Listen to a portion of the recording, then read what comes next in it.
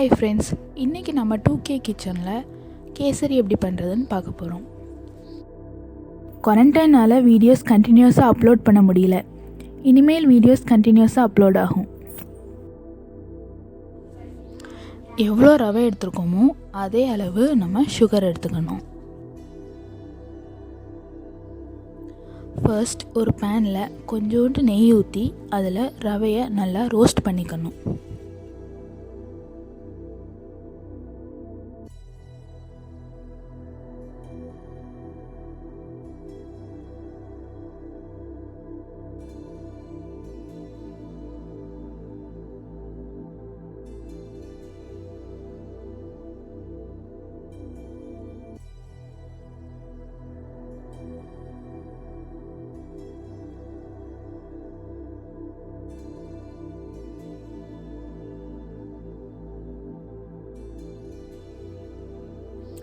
ரவை நல்லா ரோஸ்ட் ஆனதுக்கப்புறமா அதை தனியாக ஒரு பிளேட்டில் எடுத்து வச்சுக்கணும்.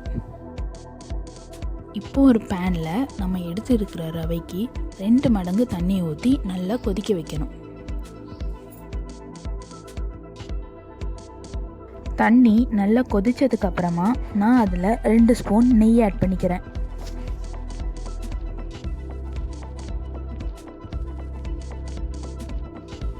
இப்போ yellow colour kesari powder add பண்ணிக்கிறேன். கலர் நல்லா மிக்ஸ் ஆகிற மாதிரி நம்ம லைட்டாக கலந்து விட்டுக்கணும்.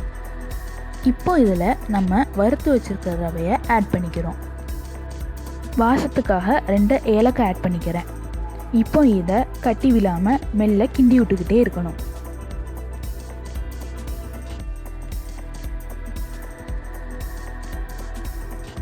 இப்போ இதில் நம்ம டூட்டி ஃப்ரூட்டி ஆட் பண்ணிக்கலாம்.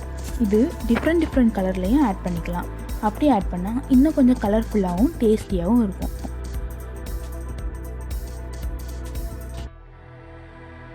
இப்போ எல்லாத்தையும் சேர்த்து கலந்ததுக்கப்புறமா நம்ம எடுத்து வச்சுருக்கிற சுகரை இதில் ஆட் பண்ணிக்கொள்ள போகிறோம். ஆட் பண்ணி மெதுவாக கிண்டி விடணும். சுகரெல்லாம் நல்லா மிக்ஸ் ஆகிற வரைக்கும் நம்ம பொறுமையாக கிண்டணும். அவ்வளோதான், சூப்பரான கேசரி ரெடி.